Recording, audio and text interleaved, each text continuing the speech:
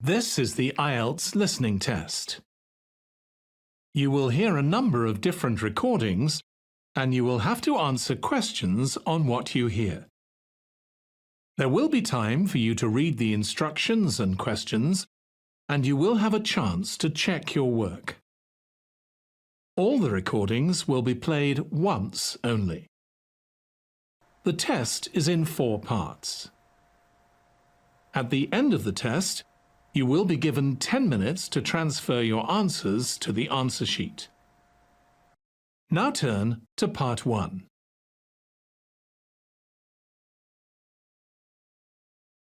Part 1.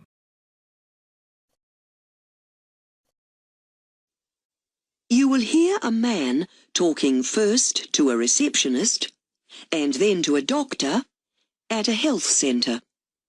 First, you have some time to look at questions 1 to 3 on page 2.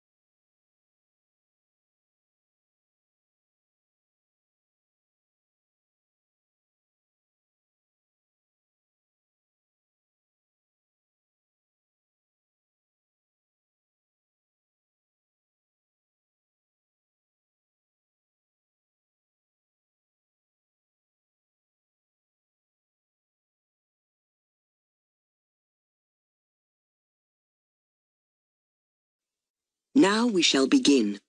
You should answer the questions as you listen, because you will not hear the recording a second time. Listen carefully and answer questions 1 to 3. Good morning. How can I help you? Yes, I'm a visitor to this area. I had a sporting accident a little while ago, and I'm still in some pain, and I wondered if I could see a doctor here. Certainly, sir. We can take you on as a temporary patient. I'll just take down some personal details. Can I start with your name? Yes, it's Peter. Peter Smith. Right, Peter. And where are you staying here? At 95 Cross Street. And the suburb?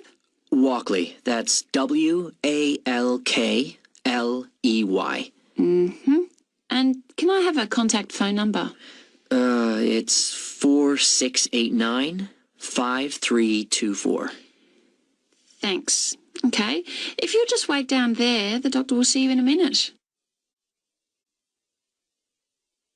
Before you hear the rest of the conversation, you have some time to look at questions 4 to 10 on page 2.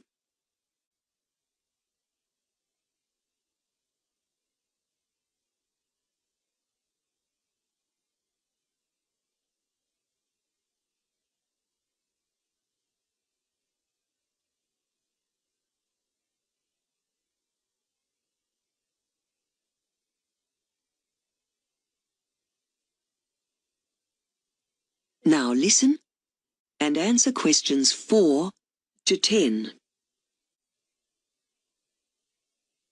Now, what can I do for you? It's Peter Smith, isn't it? Yes, I had a sporting accident and was treated by a doctor at home, but I'm still in pain. Right. Just need to ask you a few questions, first of all. Fine. Now, what sport were you doing? I was playing tennis. I see. And what was the nature of your injury? Did you hurt your elbow or wrist? No. I had a sprained knee.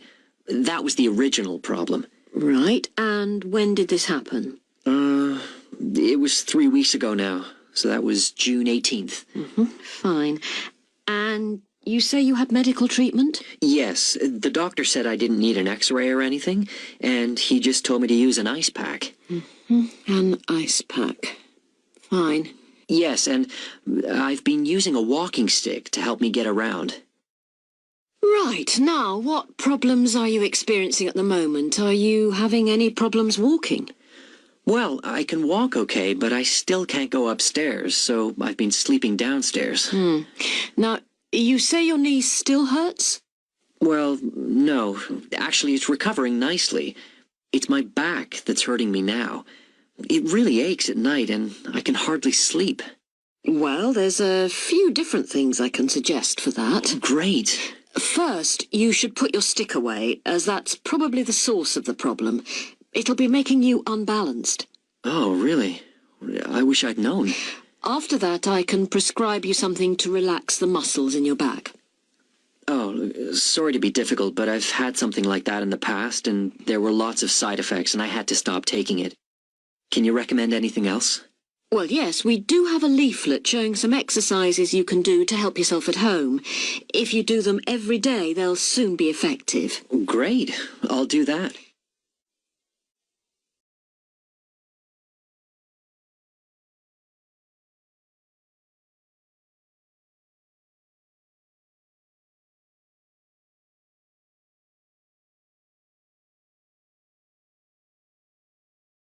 That is the end of part 1. You now have 1 minute to check your answers to part 1.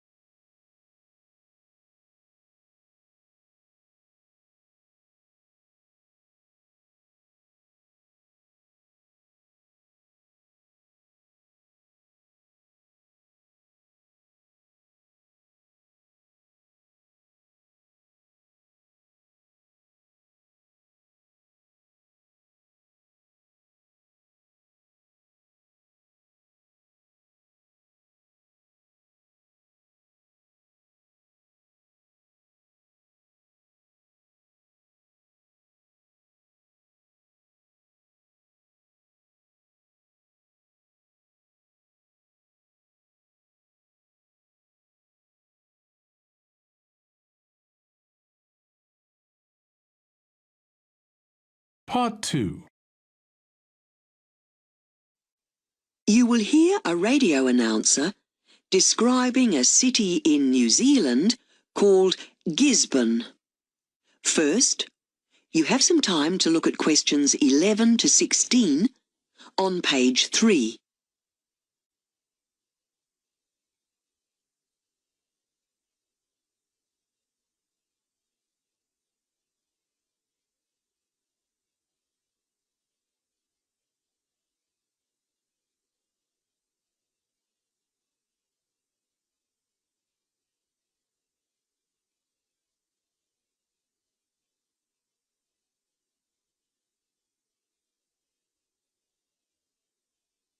Now listen carefully and answer questions 11 to 16. Greetings, all you listeners out there. This is National Radio and I'm Kevin Lowe. This morning I'm going to tell you what's so special about the laid-back city of Gisborne. You'll hear a little bit about its past in the old days and a lot about what attractions it has to offer foreign and domestic visitors today. So listen up to learn more about what there is to do in this city and its surrounding region, where the economy is booming, but the lifestyle remains unspoiled. The Gisborne region is where the legendary canoe, sailed by Maori explorers, first landed in New Zealand about 1400 years ago, after its long and risky voyage over the sea. It is also the easternmost point of the country, which is what inspired its original name, Te Tairawhiti, which in the Maori language means the coast where the sun rises across the waters. Gisborne was also the place where the European explorer Captain Cook first landed his boat upon discovering New Zealand, all the way from England back in 1769. Even in those early days, this district was a centre of horticulture, thanks to its fertile soil and subtropical climate. Soon after that, of course, the English settlers arrived, and soon Gisborne was shipping its products to larger settlements, such as Auckland and Wellington, This began with maize and root crops, but quickly expanded to butter, meat and wool from the agricultural settlements in the rich pastoral country near the famous Poverty Bay. Wharves and jetties were built beside the sea to service the coastal traders. Many of these wooden structures can still be seen on Gisborne beaches today. Today, Gisborne continues to export fresh produce to other regions of New Zealand. These wares include various award-winning cheeses and, of course, the delicious lobsters and snapper fish harvested by hand from the local reefs and waters. As for exports to Asian markets, there's an increasing demand for the region's oranges and lemons. Gisborne is also becoming well known nationally and internationally as the source of some top-quality white and red grapes. Now, what's on in Gisborne? Well, first up, there's the annual Gisborne concert held every summertime. This is a great experience. It's held at Waiahikia Vineyard, which is near the traditional Maori meeting house, or marae of the same name. They bring in a piano player and opera singers who perform on a purpose-built stage in a kind of natural amphitheatre in the middle of the rows of grapes. It's a fantastic concert-like atmosphere, a really good night out. What to do on a rainy day? I'd suggest a visit to the show called The Beach, which is on in Gallery 1 at Tairawhiti Museum. It's a big display, so it also takes up the hall next to Gallery 1. And it's divided into different sections of the local culture, like surfing, camping, fashion, and so on. If you buy the book of the exhibition, there are some interesting photographs in there. Before you hear the rest of the program, you have some time to look at questions 17 to 20 on page 4.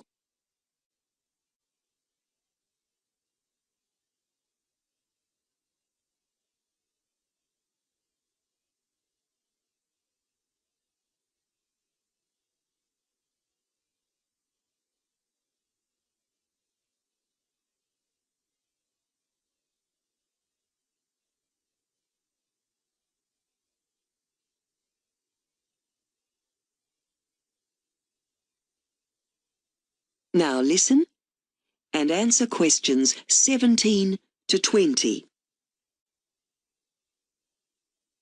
There's a lot else to see in Gisborne as well. You shouldn't miss the Hot Springs Reserve, which has warm natural mineral pools and little houses where you can stay amongst the bush. Being very secluded and private, this resort is most favoured by newlyweds, who often book a cabin for their honeymoon. The water is very therapeutic too. It's apparently good for your health to bathe there, though not recommended for pregnant women or the elderly. Around the corner is Mahia Peninsula, legendary as a New Year's Eve party destination for large crowds of university students after their graduation. The surfing and fishing here is excellent, and it's a safe spot for swimming and diving too. Now, also good for kids is taking a raft or jet boat ride on the Motu River. This sounds quite wild, doesn't it? But in fact, this activity is often used by local primary schools who take big groups of young children, several classes at a time, out here for a bit of fun while they're on their school camp. No parents required. You can have some time out, as this activity is a lot safer than it sounds and is carefully supervised by the rafting company. Finally, don't let's forget the Eden Woodlands Park, which is really a huge tree nursery. You can walk for hours here in the peaceful green surroundings, along a variety of tracks.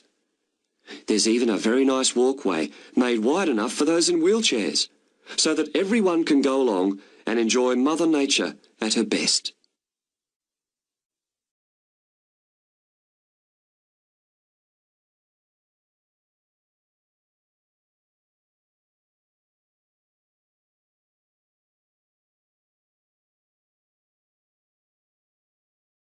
That is the end of part 2.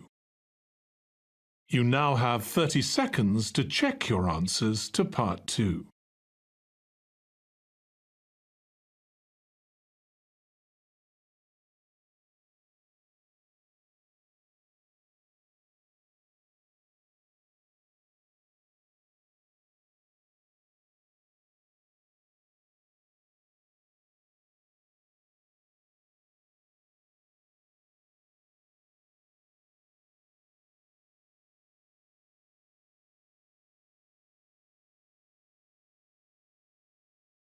Part 3.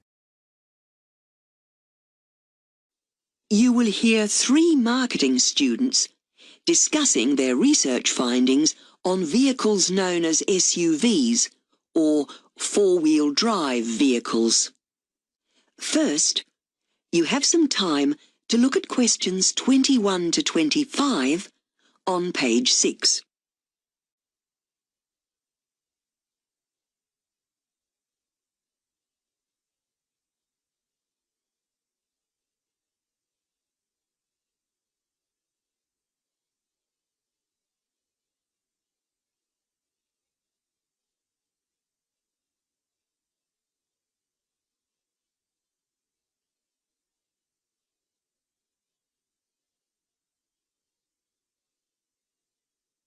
Now listen carefully and answer questions 21 to 25.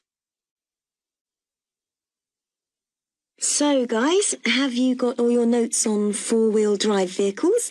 Shall we go through what we have each found and think about how we'll put it together for next week's marketing seminar? Yeah, sure.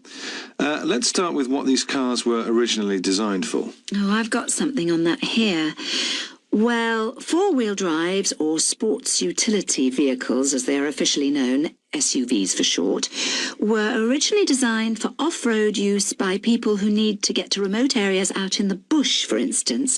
But the interesting thing is that they're actually sold now to a lot of people who just use them in cities, so they make quite different use of them.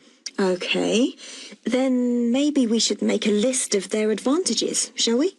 So, one thing is that they're good for commercial use, okay? How about also saying utilitarian rather than luxurious? So you're not paying out for unnecessary luxuries. Okay, what else? Well, they have increased engine capacity, and they're also heavier, so suitable for towing large loads. So is this why so many people buy them then? Well, no, they seem to have become fashionable now for rather different reasons.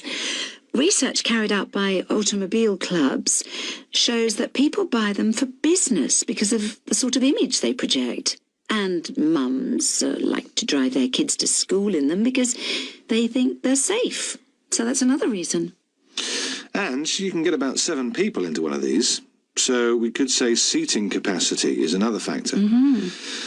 Okay, another thing that came out of my research is that people also like the higher seats. They say it means they can get a better view of the traffic ahead of them. Before you hear the rest of the discussion, you have some time to look at questions 26 to 30 on page 6.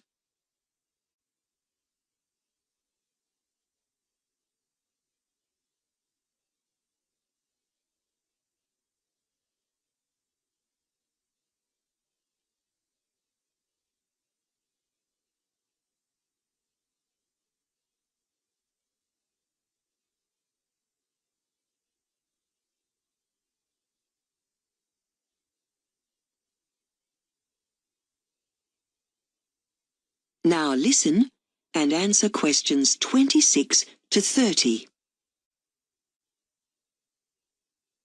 But you know, some of these reasons just don't work. I mean, the safety thing is just a misconception, because generally in a collision they can do terrible damage to a smaller car. That's right. That's one of the disadvantages I have here. Shall we go through those now? Good idea. So let's say that potentially they are harmful in built-up areas. Generally the damage they cause is due to their weight. That's right, isn't it? Yes, it is. I've got a note here about their chassis. The bodywork on an SUV is stiffer and doesn't crumple to absorb impact in a collision the way it does in smaller cars. And there's another reason why they're not safe. It's quite easy for them to roll over, more so than an ordinary car, because they've got a high centre of gravity. So these are all the disadvantages. How are we going to round this up? Well, I think maybe we could round up with a few ideas of how we can limit the use of these SUVs. One thing that could be done is to limit them to people like farmers who can prove that they need them. That's good, but it might be hard to enforce. And companies could also increase the insurance for SUVs since they cause more damage when there's an accident. That's a good idea too. I tell you what, guys, I'll write up these notes onto an OHT so that everyone can see them when we talk through our notes in the seminar. But I think we need to put together a list of our sources too. Yeah. Can you do that? Sure, no problem.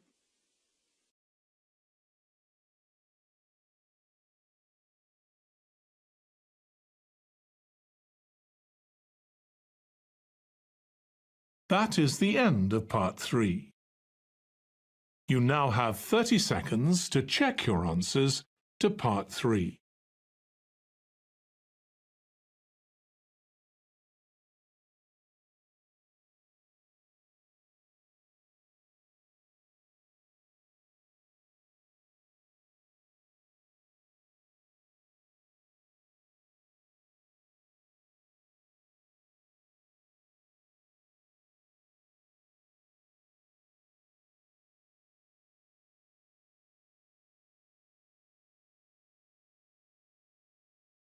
Part 4. You will hear a university professor giving a lecture on the influence of children on the adult diet. First, you have some time to look at questions 31 to 40 on pages 7 and 8.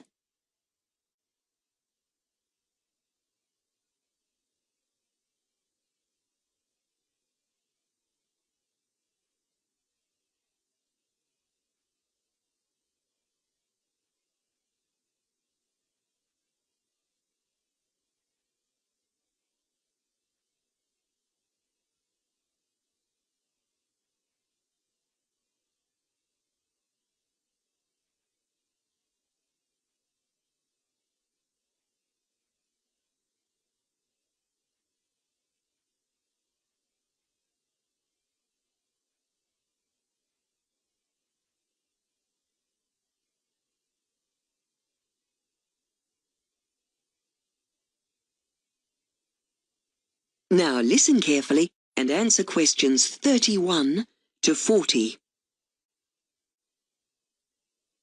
Today we continue with our series of lectures on diet and society in the 21st century. We are all aware of the obesity epidemic facing our society.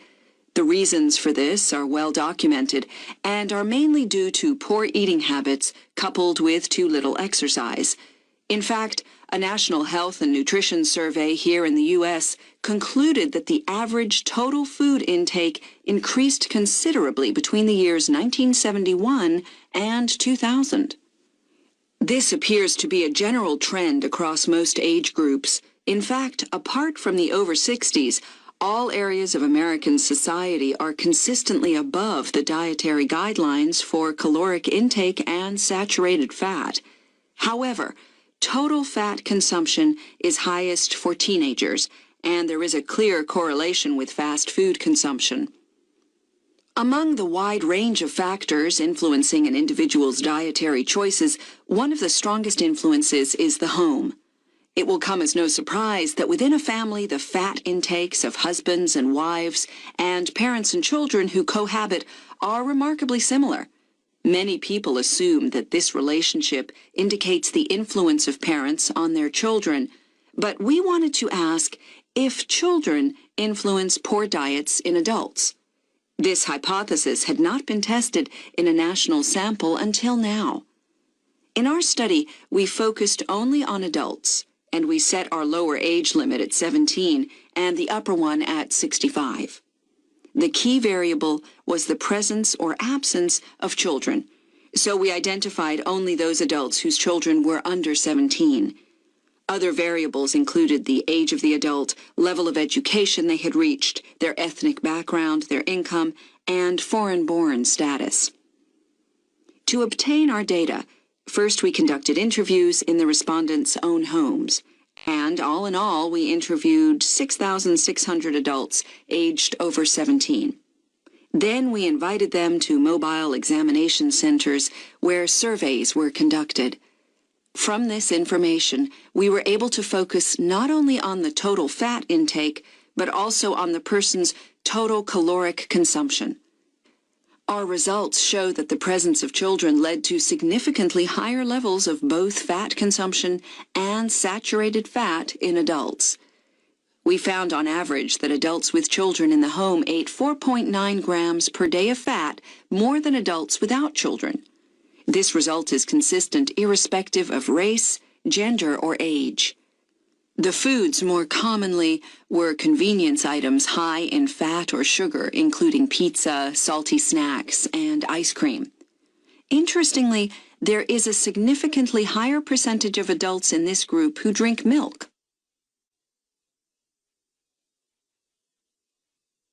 There are many explanations for this increased fat intake. Hectic schedules where parents try to balance work, family, and leisure put time at a premium. Another issue is children's preference for fatty foods or foods with a high sugar content. Fast foods and ready-to-eat foods are convenient choices. It is inconvenient to prepare different meals for both the children and the parents, so it is likely that adults consume the same as their children. Of course, there were limitations to our study. One of these is that we did not take into account the number of minors in each household, which could have an effect on the adult who feeds the children. In addition, this study does not take into account the relationship of the adult to the minor. We could also postulate that the older a child gets, the more independent he or she becomes, and so the influence a child has on an adult may lessen depending on the age of the child. In terms of recommendations as a result of this study, we would like to see more research conducted to overcome the limitations outlined earlier. We also feel there is a need for even further research into the influence that friends can have on our fat intake, given the clear link we've established between family members.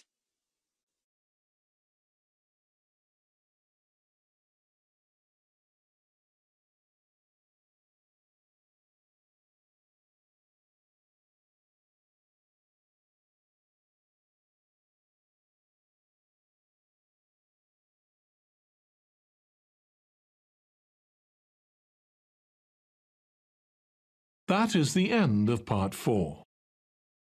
You now have 1 minute to check your answers to Part 4. That is the end of the listening test. In the IELTS test, you would now have 10 minutes to transfer your answers to the answer sheet.